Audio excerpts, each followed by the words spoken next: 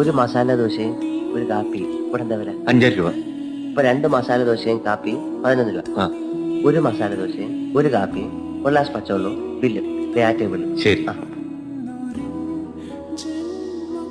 എന്താ വേണ്ട സാർ? ഒരു 2 മസാല ദോശയും 2 കാപ്പി. ശാലിനിക്ക് വേറെ എന്തെങ്കിലും വേണം?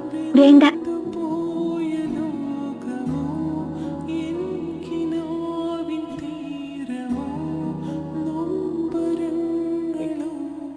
കഴിച്ചോളൂ. കഴിക്കും.